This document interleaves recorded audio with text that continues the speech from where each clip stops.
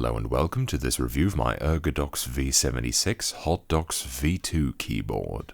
This was sent in for review by the Kono store. It's been a while now, but I have a fair bit on my plate at the moment, and complicated boards like this tend to take a lot longer to begin with. But anyway, now it's finally time to take a look at it. Now, I'm famously ergo incompatible, but I requested this keyboard myself in this case. Plus, this is actually one of the more reputable and well-liked family of ergo keyboards around. So I really did want to give it a chance.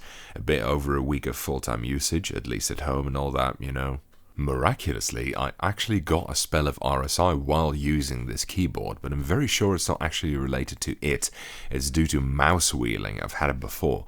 Now, I was curious to see whether this keyboard would aid recovery somehow, but it didn't. Which is not surprising, of course. Keyboards didn't cause it, so they're not going to fix it either. Still, I thought it was a funny coincidence. Now, first a small disclaimer, I am not an authority on ergo keyboards by any means, but I have picked up a bit of experience on them along the way, let's say, so don't take my word as gospel on this, but I've seen and used enough of them now that I think I can put them in perspective at least. So, ergo keyboards come in a variety of degrees of adjustability, and I'd say this is one of its most immediate and primary characteristics. Adjustability varies in two dimensions, split and tenting, which is this and this respectively, and it ranges from none, so fixed split or fixed tenting, to fully split and highly tentable. Generally, the more adjustable the keyboard is, the more expensive it turns out to be. Another defining characteristic of ergonomic keyboards is the layout, which is always going to be a bit weird, and one of the more prominent parameters is often the degree of stagger, i.e. how the keys are offset. This one has columnar stagger, which means that the keys are in straight columns, but the rows still maintains them offset. If the stagger is taken out of both dimensions, it's referred to as ortholinear, but personally I've never understood what that could possibly add to the ergonomic nature of a keyboard, and I've never heard any arguments for it beyond stagger is just a holdover from typewriters either, which is exactly zero evidence to support that cause. Anyway, ergo layouts often add just a bit more spice to the layout beyond just that, and in the case of the Ergodox, perhaps the most distinctive is this thumb cluster here, which is giving me carpal tunnel syndrome just looking at it, but whatever. I did manage to largely make this work in the end, mainly by using it completely wrong, i.e. not with my thumb, for any of the keys beyond these two, but really, I think this is one of the harder parts of the board to get used to. It also took a bunch of reprogramming because the default layout is, well, let's be kind, worse than getting bum raped by a syphilitic yeti. So it took me a lot of testing before I eventually settled on this layout, which is relatively workable, for me at least. Thankfully, the keyboard is VIA compatible out of the box, so making adjustments was a doddle. It comes with uniprofile caps, spherical topped, and the non-letter ones are blank, which is a pretty good idea because that makes it far more flexible to mess around with the layout. That said, there's also a fair amount of keycap sets that are actually Ergodox compatible. I guess if I wanted to, I could just draw the legends on the blanks with a Sharpie or something anyway.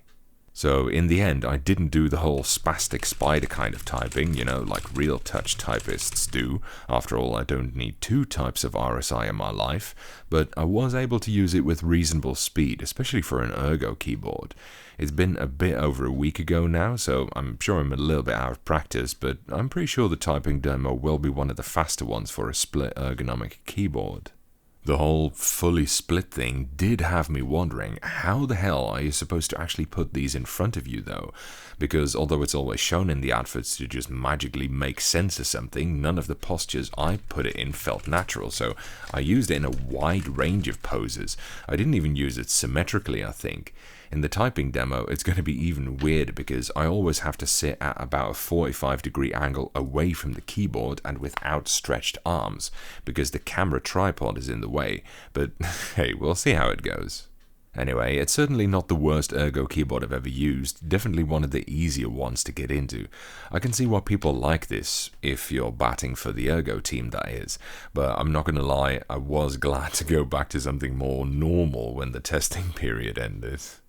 As for the build quality, it's pretty decent. It's made out of thick sheets of plastic bolted together, with a metal plate in between as well. I think it's PMMA and aluminium.